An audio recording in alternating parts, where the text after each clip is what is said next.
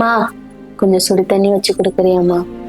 உனக்கு சோறும் போட்டு உன் துணிமணி எல்லாம் துவைச்சும் போட்டு நீ சாப்பிட்டு வைக்கிறதுல எச்சி பாத்திரத்த அதையும் கழுவி வச்சு உன் தீராத நோய்க்கு என் புருஷ சம்பாரிச்சுட்டு வர பாதி காசு செலவா போயிடுது.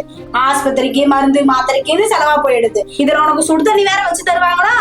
ஏன் எடுத்து வந்து வேணா வாயில ஊத்தி விடட்டா?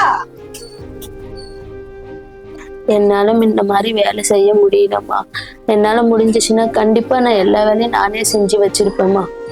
3 வேளை மூக்க பிடிக்க தின்னுட்டு நல்லா தெம்பா தானே இருக்க. எதையாச்சும் செய்ய சொன்னா அங்க வலிக்குது இங்க வலிக்குதுன்னு சொல்லிட்டு எத்தனை நாளைக்கு நீ இருப்பன்னு நானும் பாக்குறேன்.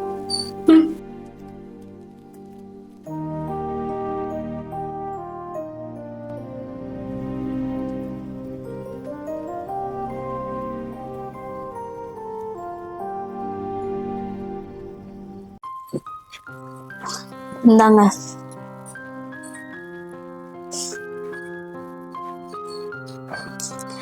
என்னங்க, நம்ம எத்தனை நாளைக்கு தாங்க இந்த சின்ன வீட்லயே இருக்கிறது? நமக்கு பிடிச்ச மாதிரி எல்லா வசதியும் இருக்கிற மாதிரி ஒரு பெரிய வீடா பார்த்து போயிடலாமா? நம்மளுக்கு குழந்தை பிறக்கிற வரைக்கும் இந்த வீட்டுல இருக்கலாமா? நம்மளுக்கு குழந்தை பிறந்ததுக்கு அப்புறம் வேணா நம்ம பெரிய வீடு பார்த்து போய்க்கலாம். சரியா? உங்க அம்மா நம்ம கூட இருக்கிற வரைக்கும் நம்ம சந்தோஷமாவும் இருக்க முடியாது, நம்ம குழந்தையும் பிறக்காது. உங்க அம்மா வேணா இந்த வீட்டுல இருக்கட்டும், நம்ம வேணா தனியா போய்க்கலாம். ஏன்டி இப்படி எல்லாம் பேசுற? எங்க அம்மா எங்க அப்பா இல்லாம ஒத்தாளா நின்று என் கடனை உடனே வாங்கி என்னை நல்லா படிக்க வச்சு எல்லாத்தோட கையில காலில் விழுந்து கடனை வாங்கி கஷ்டப்பட்டு என்னை கல்யாணம் பண்ணி வச்சாங்க. அவங்கள போய் விட்டுட்டு எப்படி தனியா வர முடியும்? சரி விடுங்க, நீங்க சொல்றதெல்லாம் சரிதான். அவங்க இருக்கிற வரைக்கும் நம்ம இங்கே இருந்துட்டு போலாம். சரிம்மா, எனக்கு கொஞ்சம் முக்கியமான வேலை இருக்கு. நீ சமைச்சிட்டு இரு, நான் போயிட்டு வந்துடுறேன். சரிங்க.